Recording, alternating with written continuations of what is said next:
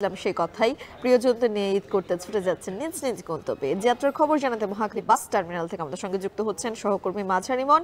এছাড়া ঢাকা টাঙ্গাইল মহাসড়কের খবর জানাতে চন্দ্রামোড় থেকে যুক্ত হবেন জাহিদ হাসান। এছাড়া নৌপথের খবর জানাতে রাজধানীর সদরঘাট থেকে যুক্ত হবেন সানি মেধা। আমরা শুরুতেই যাব ইমনের কাছে।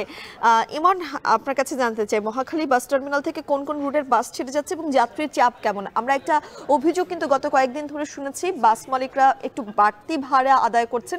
সেই অভিযোগটা আজকেও আপনি পেয়েছেন কিনা?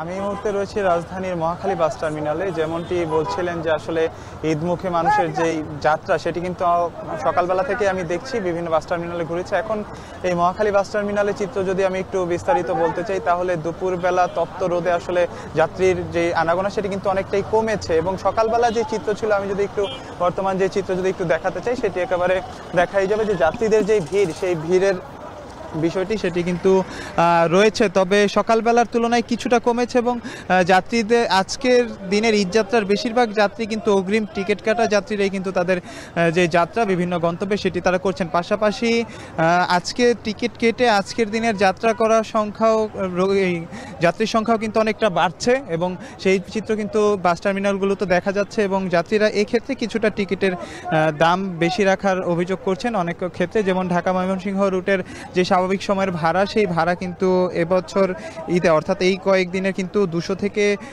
250 টাকা পর্যন্ত বেশি নিচ্ছে এবং পাশাপাশি যেই এই মহাখালী বাস টার্মিনাল থেকে যেই পয়েন্টে যায় অর্থাৎ এখান থেকে যে উত্তরবঙ্গগামী এবং উত্তর পূর্বাঞ্চলগামী যে সমস্ত যাত্রীরা যাতায়াত করেন সেই বিষয়ে কিন্তু আমরা দেখেছি যে ভাড়ার বিষয়টা কিছুটা একটু বেশি এবং প্রতি টিকিট প্রতি কিন্তু 100 টাকা এবং তারও বেশি রাখছেন এমনটি অভিযোগ করছেন যাত্রীরা। এবং বাস টার্মিনালের যে চিত্র আমরা সকালবেলা দেখেছিলাম অনেক যাত্রীর চাপের কারণে কিন্তু টিকিট বিক্রি ছাড়া বাসে উঠিয়ে দিয়েছিল মালিক কর্তৃপক্ষ। পরবর্তীতে আমরা দেখেছি এই টার্মিনালের যে নির্বাহী ম্যাজিস্ট্রেট রয়েছে তার তত্ত্বাবধানে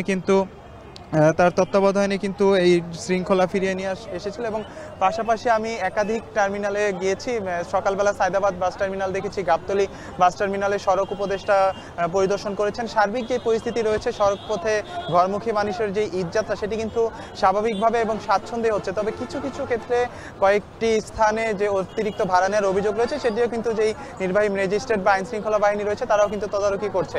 আমি যদি এক কথায় বলতে চাই আজকের একেবারে শেষ মুহূর্তে যে যাত্রীদের ঈদযাত্রা সেটি কিন্তু স্বাচ্ছন্দ্যে হচ্ছে, তবে যাত্রীরা যেটি বলছেন যে তারা যে রাজধানীতে আবার ফিরবেন ঈদের ছুটি কাটিয়ে সেই ফিরতি যাত্রা যাতে স্বাচ্ছন্দ্য হয় এবং যাতে নিরাপদ হয় সেই বিষয়টিও সংশ্লিষ্ট কর্তৃপক্ষের কাছে তারা দাবি জানিয়েছেন। তো রাজধানীর মহাখালী বাস টার্মিনাল থেকে আমার কাছে ঈদযাত্রার একেবারে ঘরমুখী মানুষের সবশেষ যাত্রার যে পরিস্থিতি সেটি ছিল।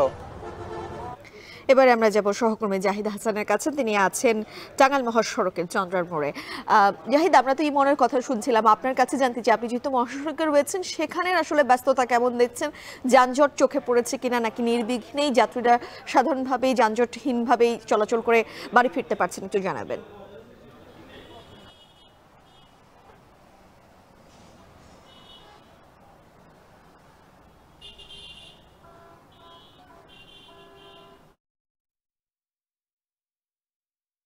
গাজীপুরের চন্দ্রা যেই মোড় রয়েছে সেইখানে যেটি দেখা গেছে যে সকাল থেকে এখানে গণপরিবহনের খুব চাপ ছিল। ঘরমুখ মানুষের যে ঈদযাত্রার যে মানুষের যে যাত্রাপথ সেটি অনেকটাই চাপ ছিল।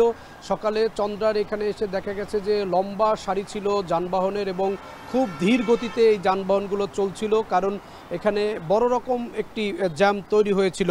বেলা বাড়ার সঙ্গে সঙ্গে পুরো সড়কের যান চলাচল স্বাভাবিক হয়ে গেছে এবং কোনো ধরনের বিশৃঙ্খলা নেই, কোনো ধরনের যানবাহনের চাপ নেই, ঘরমুখ মানুষেরও তেমন চাপ নেই। এই চন্দ্রা বাস কাউন্টারে অন্যান্য বছরের যে দৃশ্য থাকে, যে পরিমাণ যাত্রী থাকে ঠিক ঈদের একদিন আগে সে পরিমাণ যাত্রীরও এখানে কোনো ভিড় নেই।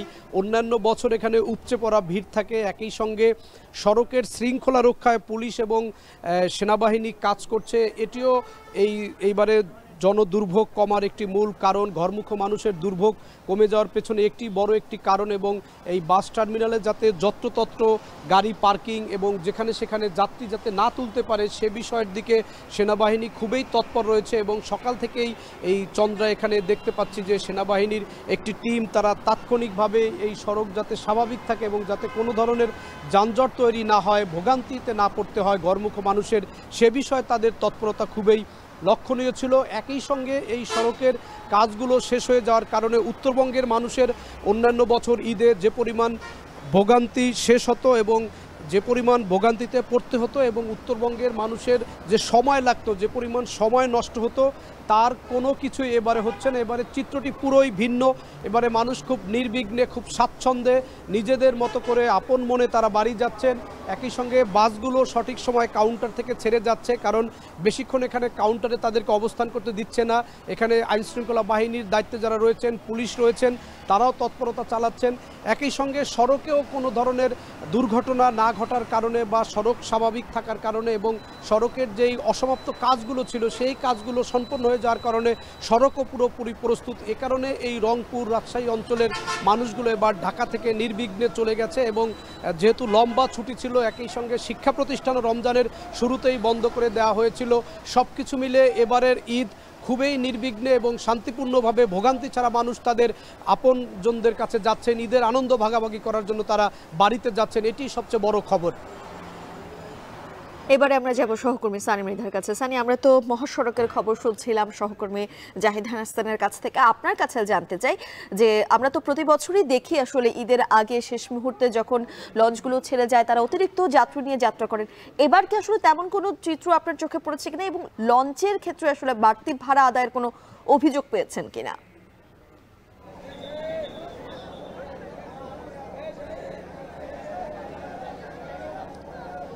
মিম, এবার সবচেয়ে বড় কথা হলো যে গত 2 দিন যে ভিড়টা হয়েছিল এটা কিন্তু পদ্মা সেতু উদ্বোধনের উপর এরকম ভিড় খুব একটা দেখা যায়নি। তবে আজকেও কিন্তু যেহেতু আমরা একদম ঈদের শেষ প্রান্তে, যদি আজকে চাঁদ দেখা যায় তাহলে কিন্তু আগামীকাল ঈদ হতে পারে। তা এরপরও কিন্তু আমরা দেখছি যে এখন যেখানে আছে সবে মাত্র দুপুর 2টা বাজে বা দুপুর 2টার থেকে কিছু বেশি সময় হবে, এরপরও কিন্তু যাত্রীরা চলে আসছে। তবে এখানে একটা বিষয় হচ্ছে যে নির্দিষ্ট সময় যখনই নির্দিষ্ট পরিমাণে যাত্রী উঠছে এবং এই সাথে সাথে কিন্তু লঞ্চগুলো ছেড়ে দেওয়া হচ্ছে।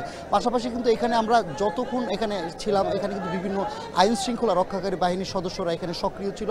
কিছুক্ষণ আগে সেনাবাহিনী এসছে এবং এর কিছুক্ষণ আগেও কিন্তু আমরা নৌবাহিনীর এখানে পরিদর্শনেও তারা এসেছিলেন। এসে কিন্তু সব কিছু যে নৌযানগুলো রয়েছে সেগুলো কিন্তু তারা পরিদর্শন করছে এবং কোনো রকম অতিরিক্ত যাত্রী নিয়ে ছাড়ার কোনো এরকম সুযোগ তারা দিচ্ছেন না। পাশাপাশি যদি বলি এখানে কিন্তু ভাড়ার যে বিষয়, এখানে সরকার নির্ধারিত মূল্য যে ভাড়াগুলো নির্দিষ্ট করে দেওয়া হয়েছে সেই ভাড়ার থেকে কিন্তু অনেকটা কমই তারা নিয়ে যাচ্ছে। যদিও তৃতীয় শ্রেণীর ডেক যাত্রীদের যে ভাড়া সেটা সমন্বয় করা হলেও কিন্তু কেবিন ভাড়া সরকার নির্ধারিত মূল্যের থেকে কমই রাখা হচ্ছে। পাশাপাশি আমরা যেখানে দেখেছি যে বরিশাল রুট বা আমতলী রুটের যে যাত্রীগুলো এগুলো কিন্তু সন্ধ্যার দিকে ভিড় করতে থাকে। তবে হাতিয়া, বেতুয়া বা ভোলা, চরফেশন, কালিয়া এইসব জায়গার যে রুটের যেসব নৌযানগুলো আছে এগুলো কিন্তু কিছুক্ষণ পরপরই থাকছে। অর্থাৎ এই ভোলা, চরফেশন, আমতলী, বরগুনা এইসব রুটের যেহেতু মানুষের এইসব অঞ্চলের মানুষ বেশিরভাগই নৌযানের উপর নির্ভরশীল, সেই ক্ষেত্রে কিন্তু এখানকার নৌযানগুলো কিন্তু কিছুক্ষণ পরপরই মানে লঞ্চগুলো পড়ার সাথে সাথে কিন্তু তারা ছেড়ে যাচ্ছে। একই সাথে কিন্তু আমরা 2-1টি লঞ্চ থেকে অতিরিক্ত ভাড়ার অভিযোগ গতকালকে শুনলো, আজকে কিন্তু সেরকম কোনো রকম অভিযোগ আমরা এখনও শুনতে পারিনি।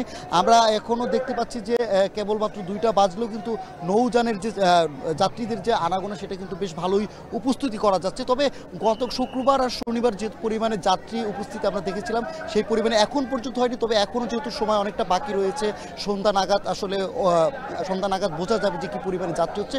তবে কোনো কিছু নির্বিঘ্ন, সবাই নির্বিঘ্নে এখানে যেতে পারলে একটা জিনিস তাদেরকে ভোগাচ্ছে, সেটা হচ্ছে গত 2 দিনের যে তীব্র তাপ প্রবাহ, এটাই কিন্তু যেহেতু রোজার মাস অনেকেই রোজা রাখছেন আর এই সাথে তাপ প্রবাহ কিন্তু তাদের অনেকটাই ক্লান্ত করে দিচ্ছে। এছাড়া কিন্তু তাদের মুখ থেকে কোনো রকম কোনো অভিযোগ এখন পর্যন্ত আমরা শুনতে পারি না। তো মিম, সদরঘাট থেকে নৌপথের ঈদ যাত্রা নিয়ে সবশেষ এই ছিল আমার কাছে। এই যাত্রার শেষ দিনে ঘরমুখো মানুষের ঈদের যাত্রার খবর জানাচ্ছিলেন আমাদের সহকর্মীরা।